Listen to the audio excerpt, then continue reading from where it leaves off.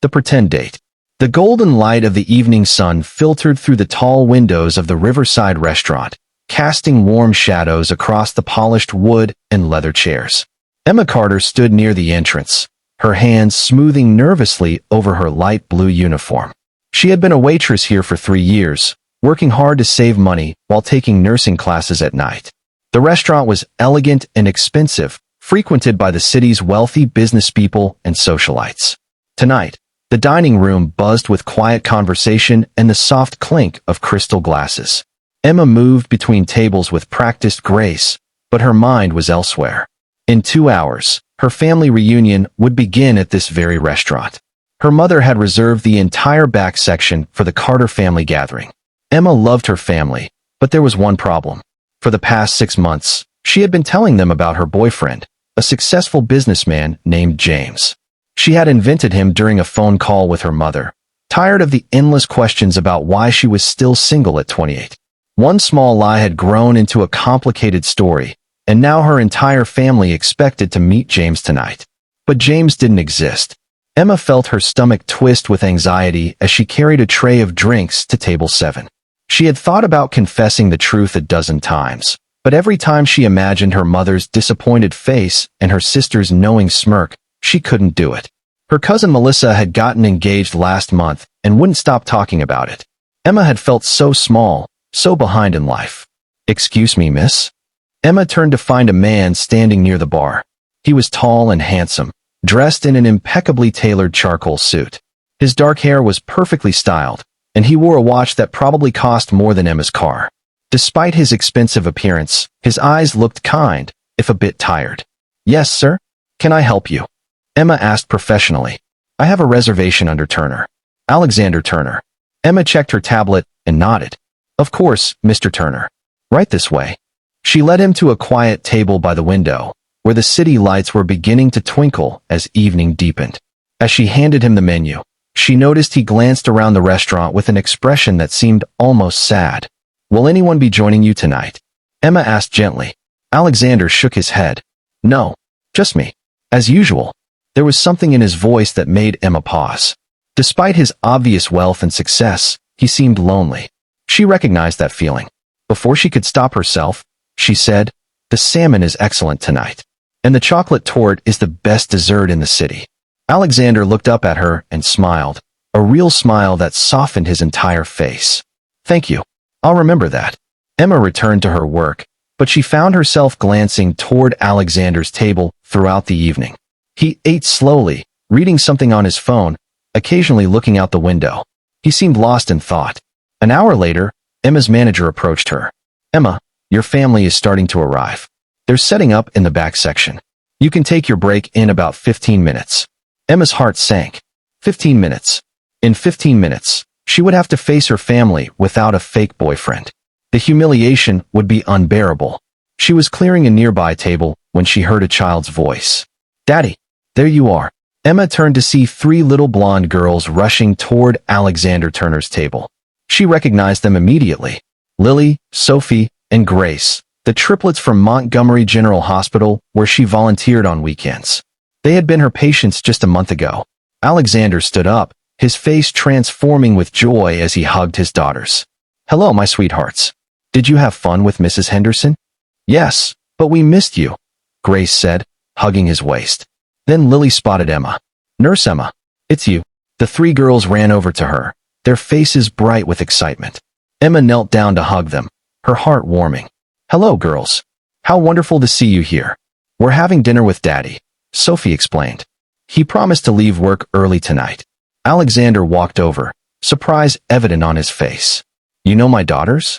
I volunteer at the Children's Hospital on weekends," Emma explained. "These 3 were my favorite patients." "She's the best nurse in the whole world," Lily announced seriously.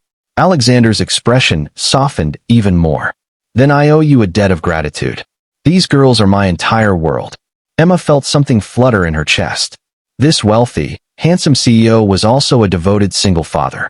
She remembered what the girls had told her during their hospital stay about how their mother had passed away and how their father worked so hard to take care of them.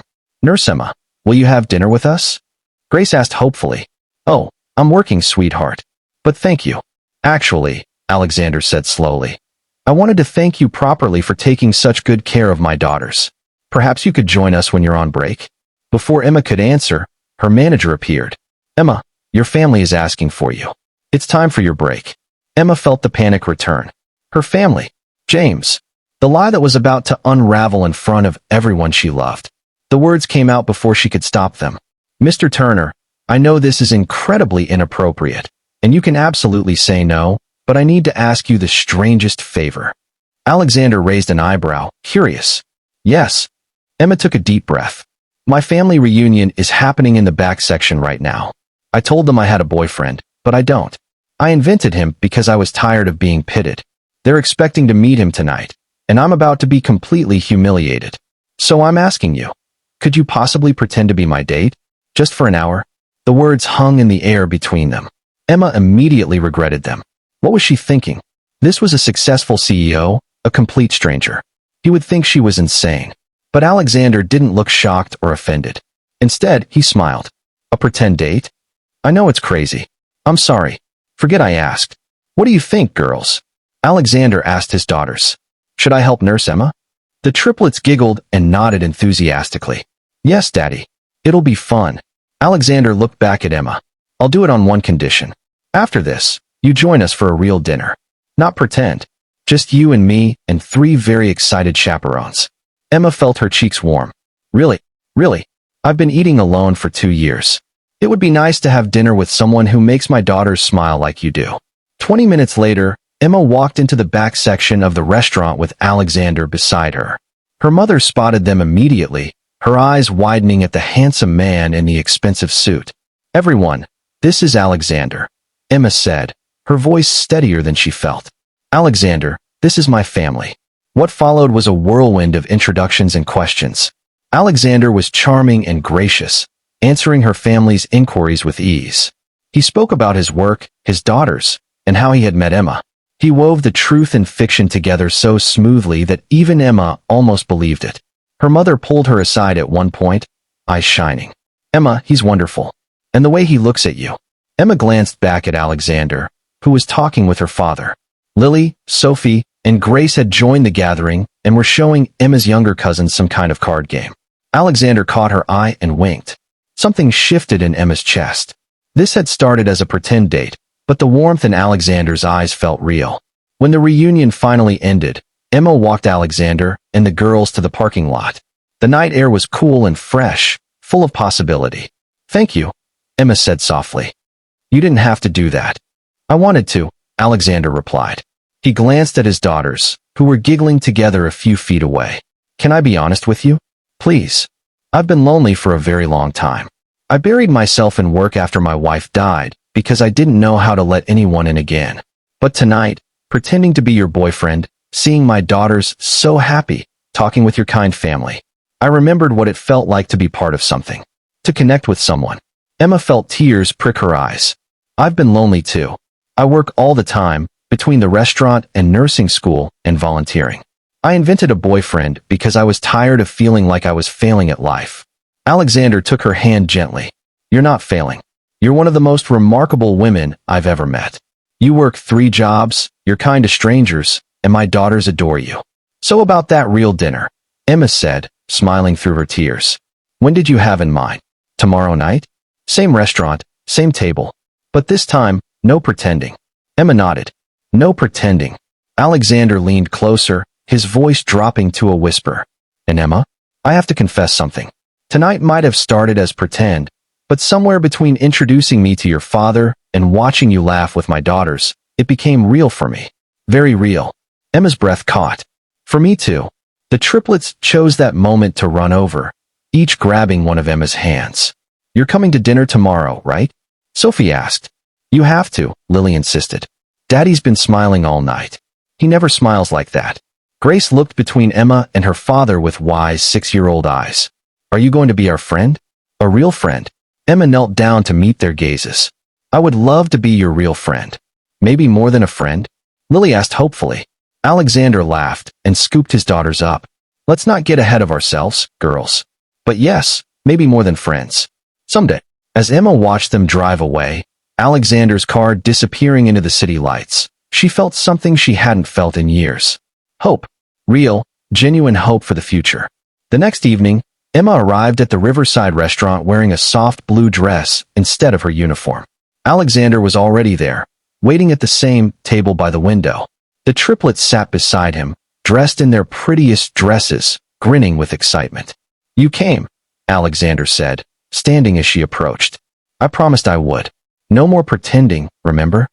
As Emma sat down and Lily immediately started telling her about their day, Sophie showed her a drawing, and Grace asked about her nursing classes, Emma realized something profound. Sometimes the best relationships began with honesty built on top of a small lie. Sometimes you had to pretend to find what was real. And sometimes, when you were brave enough to ask a stranger for help, you discovered that the stranger was exactly who you'd been waiting for all along. Alexander reached across the table and took her hand. This time, there was no family watching, no performance needed. Just two lonely people who had found each other in the most unexpected way. "To new beginnings," Alexander said softly. "To real dates," Emma replied, smiling. The triplets raised their glasses of apple juice. "To Nurse Emma and Daddy." And in that moment, surrounded by laughter and warmth and the promise of tomorrow, Emma knew that this was the beginning of something beautiful. Something true. Something worth waiting for. The pretend date had ended. The real love story was just beginning.